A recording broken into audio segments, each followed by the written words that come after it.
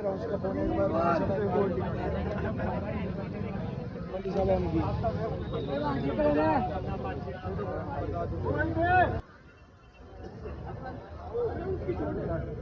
Gannaur live से जुड़े सारे भाइयों ने नमस्कार। फिलहाल मैं उपस्थित हूँ गन्नौर के लहरी सिंह पार्क में और मेरे पास एक भीड़ देख रहे हो, ये युवाओं का एक दल यहाँ आपको नजर आ रहा है, जो एक आक्रोश के चलते जो हरियाणा में जो भिवानी भियानी लक्ष्मण से जो एक 19 वर्षीय एक अध्यापिका की सरेआम निर्मम हत्या कर दी जाती है, उसके बाद जो कानूनी कार्रवाई कहीं ना कहीं देरी से चल रही है या चल ही नहीं रही है, मैं तो ये कहूँगा। आप देख पा रहे हो गन्नौर से लाइव आप जुड़ चुके हो और मेरे साथ कितने युवा भाई इस वीडियो में आपको नजर आ रहे हैं, जिन्होंने एक आज कैंडल मार्च निकाल कर गन्नौर रेलवे स्टेशन से नमस्ते चौक होते हुए और गन्नौर गांव का एक पूरा राउंड लेकर के अपने आक्रोश को और लोगों को जगाने का कार्य किया है। आइए एक हमारे समर्थक हमारे युवा से बात करते हैं। रोहित भाई बताइए, रोहित भाई किस प्रकार का ये जो आपने जन सैलाब मैं कहूँगा इसको युवाओं का कितना जोश भरा है और क्या उनकी मांग है, थोड़ा बताइए। मांग इनकी खाली यही है कि मनीषा बहन को जल्द से जल्द इंसाफ मिले बस, और हमारा कोई मकसद नहीं है, ना ही हमको बस यही एक हमारा मकसद है कि मनीषा बहन को जल्द से जल्द इंसाफ मिले और उन दरिंदों को फांसी मिले। सुसाइड नहीं है, मर्डर है। मैंने सुना था एक स्लोगन, बात चली ये घर घर है, सुसाइड नहीं है, मर्डर है। एक खुले तौर पर इन्होंने चेतावनी दी है। ये जो युवा आप सबको नजर आ रहे हैं, इन्होंने जो अपने आक्रोश के चलते उस बहन को तो अग्नि अभी तक मिली नहीं है, लेकिन इनके जिगर में जो इनके दिलों में जो अग्नि भड़क रही है फिलहाल, उसको देखने से ही बनता है कि ये कितने आक्रोशित है, कितने क्रोधित है। जो न्याय है वो कहीं ना कहीं देरी से चल रहा है। आज तक हम जो मैं बार बार समय समय पर जो न्यायिक जो है उस पर सवाल उठते रहते हैं, आज भी कहीं ना कहीं वो देरी चल रही है, क्योंकि 11 अगस्त का ये मामला था और न्याय मिलने में अभी तक मिला नहीं है।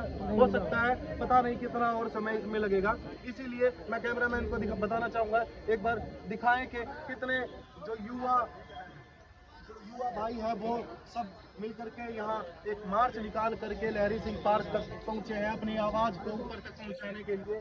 बार बार हर जगह पर ज्ञापन सौंपे जा रहे हैं, जो उच्च अधिकारी है उन तक ज्ञापन पहुँचाए जा रहे हैं। मैं दिखाना चाहूँगा एक यहाँ का नज़ारा।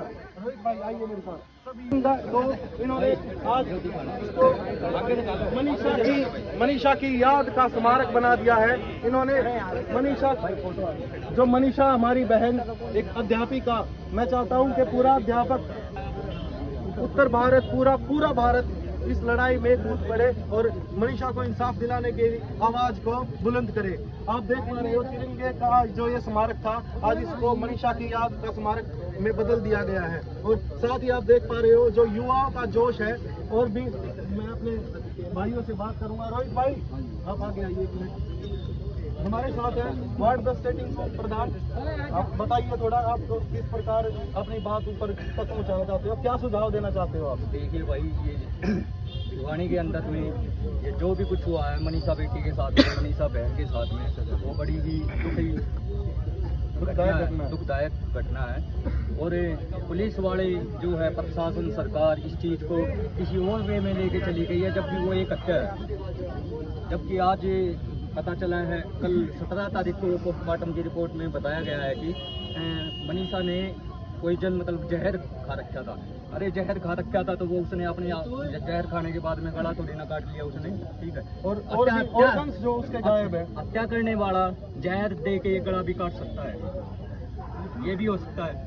सूचना के आधार पर मैं आपको बताना चाहूँगा जो एक बात और, अगर प्रशासन चाहे तो 1 मिनट में हत्यारों को ढूंढ के ला सकता है, क्योंकि जो हत्यारे उसको मनीषा को खेत में डाल के गए होंगे, अगर उनके पास में मोबाइल होगा, ठीक है, उस टाइम की लोकेशन जो है, उस टाइम की लोकेशन प्रशासन जो है पुलिस द्वारा निकाली जाए। वहाँ पे नहीं किस मोबाइल की रेंज थी, कौन सा मोबाइल वहाँ पे था, एक्टिव था उस टाइम पे, तो वहाँ से भी पता लगाया जा सकता है कि हत्यारे कौन है। तो एक बहुत बढ़िया सुझाव टिंकू प्रधान के द्वारा दिया गया है कि जिस लोकेशन पर बॉडी मिली है, जो पोस्टमार्टम के हिसाब से पता चला है कि इतने घंटों पहले इसकी जो मनीषा हमारी बहन है उसकी डेथ हो चुकी है। अगर उस टाइमिंग के हिसाब से ये पता करने की कोशिश की जाए कि उस जो लोकेशन है वहाँ पर कितने मोबाइल एक्टिव थे या नहीं थे, तो उन हत्यारों तक पहुँचा जा सकता है। और भी मैं बताना चाहूँगा, ये सुसाइड से अलग ये किस तरह जा रहा है वो मैं आपको बताना चाहूँगा। कुछ ऑर्गन्स भी जो हमारी बहन के मनीषा के वो गायब मिले हैं, जैसे आंखें और बच्चादानी, किडनी, हाँ, बच्चादानी और जो फूड पाइप है वो भी गायब मिली है। और जैसे कयास लगाए जा रहे हैं कि भाई जानवरों ने नोच लिया था, तो इतने स्टिक कट के साथ किसी बॉडी के साथ छेड़छाड़ नहीं करेंगे जानवर। अगर और आज एक बात का और पता लगा है कि मनीषा के परिवार के ऊपर दबाव डाल के मनीषा के परिवार को मनीषा की बॉडी सौंप दी गई है, दबाव डाल के कि भाई अंतिम संस्कार इसका किया जाए।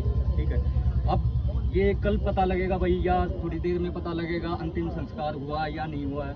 लेकिन हमें हर युवा को, देश के युवा को, हरियाणा के युवा को उस परिवार के साथ में कंधे से कंधे मिला के उस परिवार को इंसाफ दिलाना है। मनीषा के बोलिए हत्यारे आप जो अपनी आवाज बुलंद करना चाह रहे थे वो नारा एक बार बोल दीजिए, आप जो अभी आपके मन से निकली थी।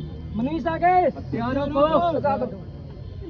मनीषा के हत्यारों को फांसी दो। इन युवाओं की मांग है, हर युवा जो यहाँ एकत्रित हुआ है। एक बार फिर दिखाना चाहूंगा मैं किस प्रकार जो इन युवाओं ने कैंडल मार्च निकाला था। इस मार्च को एक कैंडल मार्च जब घूम करके यहाँ आए तो इन कैंडल्स को यहाँ लगा करके एक मनीषा की याद का स्मारक में इसको तब्दील कर दिया है। युवाओं का जोश देखते ही बनता है और उनकी आवाज बुलंद है। कहीं ना कहीं जो न्याय में ढील चल रही है वो जल्द ही प्रशासन जागेगा, लोग जागेंगे। और एक बात और बोलना चाहूँगा आपके चैनल के माध्यम से, आज तो भाइयों यहाँ पे भाई सारे भाई खड़े हैं, सारे सुनो, यहाँ का मामला नहीं है। अगर भिवानी भी जाना पड़ गया नहीं भाई, जाना पड़ेगा,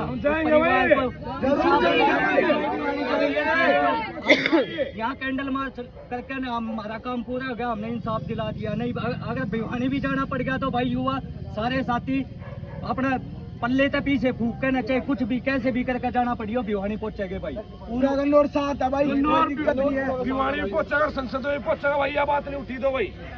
भिवानी की जनता, बेटी का गांव जहां तक भी चलेगा हम उसके पीछे पीछे चलेंगे।